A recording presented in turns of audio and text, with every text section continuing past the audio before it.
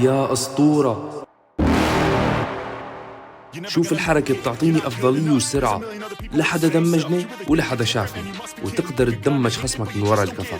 حابب تتعلم هالحركات؟ حابب تكون مميز بين أصدقائك؟ تابع الفيديو للأخير. قدر تعبي بهذا الفيديو وادعمني لو كان التعليق حلو، وقدر انه في كتير حركات تستخدمها الاساطير وما حد يشرح عنها.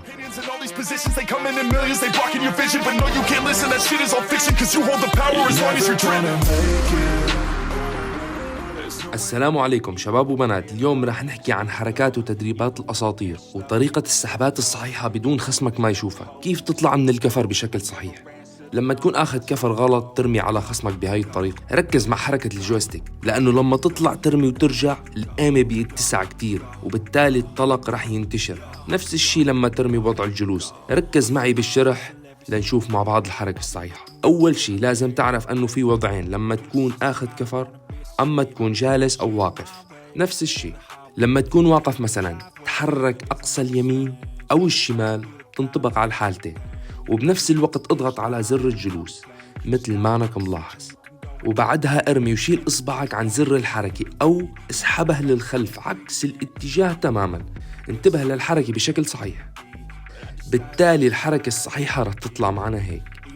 بهالحالة ما رح يصير في انتشار طلق وبيجي كله بالخصم. تاني حركة كتير مهمة، في كتير ناس بتبيك هيك، بس تعال علمك الحركة الصحيحة. أول خطوة خليك بعيد عن الكفر، خلي مسافة بينك وبينها. تاني خطوة نسحب اللاعب إن كان يمين أو يسار، نفس الشيء. تاني خطوة زر الحركة، نسحب اللاعب، بعدين زر الجلوس، بعدين البيك، وهيك النتيجة. هيك رح يكون عندك بيك صحيح. شوفوا أنا وين. انتبه لما غيرت مكاني، شوفوا معي إشارة الزائد وين ونقطة الليزر وين، يعني سلاحي طلع برا الكفر. لما بيصير إشارة الزائد على حرف الكفر تماما بعمل بيك، وهيك بتكون البيك الصحيحة. انتبه لشغلي، الرجوع للكفر عكس اتجاه السحب. انتبه للاعب وانتبه للجويستيك. لازم تتدرب على حركات بشكل صحيح ومستمر حتى تاخد ايدك عليها بشكل صحيح. لازم تتدرب كتير حتى تعزز قدراتك. إذا وصلت معي لهالدقيقة بالفيديو بتكون شخص حابب تستفيد، وبحب لك دائما أنا بشيل الشغلات المميزة لآخر الفيديو. رح نشوف بعض المواجهات ونشرح مع بعض جميع التحليلات والتحركات والقرارات اللي اتخذتها ضمن الفايت. المهم هوني أنا بشوف سكواد كمان بيشتبك فيه، في واحد منهم فعل الميزة، شلت أول واحد نوك، قلت خلص رح بش عليهن، أكيد يشريكوا حد منه، فعل الميزة وواقف حده ومشان يشريكوا يحميه. المهم حاولت أوصل عليه، لقيته ناطرني ومستعد أني أنا أتواجه أنا وياه، فأكيد أنا ما راح أتواجه معه وجه لوجه، فقررت أني لاقي أي مكان تاني فاجئه منه. حاول لاقي أي مكان تاني أقدر فاجئه فيه واشتبك فيه، فطلعت من هذه الجهة فعلا انه هو يتفاجأ فيه، ما كان متوقع نهائيا انه يطلع من هذه النقطة. هلا الثالث تبعي بده بش علي. مو هون النهفي انه جماعة التقييم يا اخي بيكمبروا بطريقة جدا مستفزة.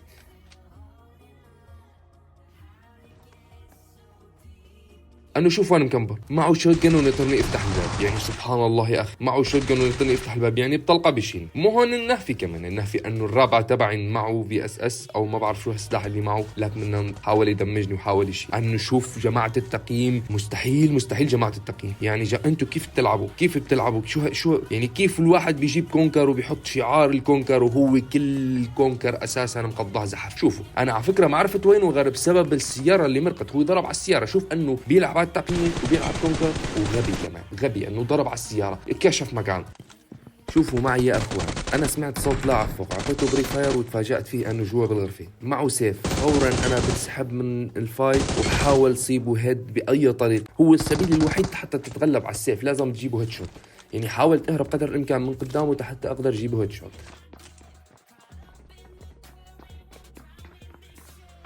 هون يا اخوان في كتير ناس حوالي، يعني في اكتر من سكواد. سمعت في واحد مني طلع سطح، حاولت اقدر اجيبه، لسه في ناس وراي، يعني مشان ما يسرق لي الكل جبت الكل ولسه خايف انه يكون في ناس وراي. هذا اللاعب يا اخوان بينجو خرافي، يعني كل هالدمج اللي اكله ولا كاني ضربته نهائيا، فقررت اني ارجع انتقم. طبعا مو هذا هو، هذا السكواد اللي كنت ما اشتبك معه قبل يعني. حاولت اعطيهم بري فاير، يعني عم يحاولوا يضغطوني قدر الامكان، عم يحاولوا يضغطوني قدر الامكان. حاولت اجي لجوا اشوف الغدره، غدرني، سمعت صوته انا اعطيته بري فاير مره اثنين، شفتهم اثنين، فقلت خلص انا ما في حل غير اني انسحب على السطح. نفس الحركه كمان، قلت انا اذا اخذت عليهم درج هو افضل مكان الدرج، بدمج واحد او بشيل واحد اذا قدرت، وبعدين بطلع بسحب حالي لفوق وبحاول اسحب الخصم الثاني لمكان انا بقدر فايته فيه. فهوني ما حدا طلع طبعا، سحبت حالي لفوق فسمعته طالع عن الخطاف، شلت اول واحد. المهم الثاني رح يغلط نفس الغلط ويطلع على الخطاف نفسه، فبرجع بشيل.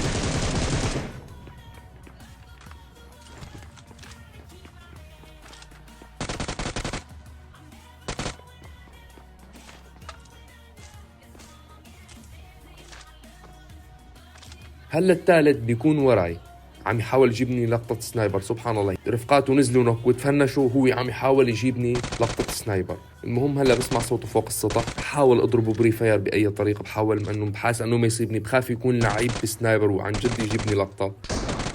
بحاول اضرب طلقتين ثلاثة وارجع على الكفر. فهون يا اخوان شو الصدمة؟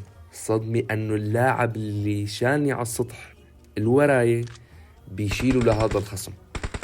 هداك اللاعب لعيب، فمشي بعرف انه شاله، قلت خلص رح انسحب لورا شوي، بلوت كم طلقة، بخاف يطول معي الفايت لقدام واحتاج طلق او غير مكاني، وبحاس يعني لازم يكون معك طلق، لازم يكون معك ذخيرة.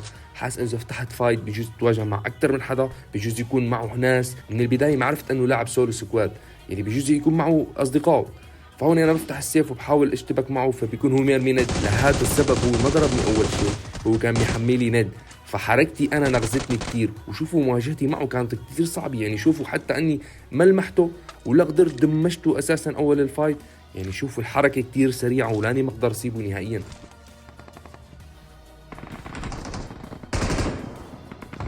هلا هون كمان هدول بتيجي بتسمع صوت سكواد، بفوت على الاول بفوت على الثاني بشيله، هدول بيكون اصدقائهم يحاولوا يغطوا عليهم الجنب الثاني، فانا هون بنطرن، قلت اكيد راح يبشوا هلا. فانا هون شو بعمل؟ بفول بوست وبحاول منطرين، بعبي ذخيره بفول بوست وبحاول منطرين. فهوني ما حدا بش علي طبعا، حتى ما حاولت اني اسمع انه اذا حدا ما يفتح ند او لا، كمان هوني ما حدا فتح ند، فقلت خلص ما حدا رح يبش. فشو بعمل؟ رحت لوت طلق. دائما انا بيقولوا لي ليش بتلوت كثير؟ طب يا اخي والله الطلق مهم، يعني احيانا بتفتح فايت بتحتاج بتموت على طلقه، المهم شوفوا انا فوق بشيله. بس ما هون الصدمة، هلا أنا بشوفه بسمع صوته بشيله، بس ما هون الصدمة، بصدمي أني بطلع عليه تحت فنشه ما بلاقيه، سبحان الله اختفى يا أخي، وين راح؟ وين اختفى؟ دورت مشكلي أنه شو صار؟ أنه هو سحب حاله لورا وشريكه ناطره. أنا انتبهت للموضوع بس متأخر، حاولت انزل عنده لتحت، اي رياكشن او اي ردة فعل مني ما لقيت. فتحت الباب وقلت الا ما يضرب طلقتين ثلاثه حتى ركز وين المكان بالضبط، ما حدا عطى اي رياكشن. فهون شو بنصدم اني ريبه بعد على الدرج، فقلت انا ما في حل غير اني انا بش عليهم فورا، لانه شريكي لساته هلا متريب، لانه في واحد مني لسه متريب، يعني هذه فرصتي، في واحد مني متدمج. فقرر اني افتح الفايت معي وبقرر اني بش عليهم، قلت يلا يا بيشيلوني يا بشيلي.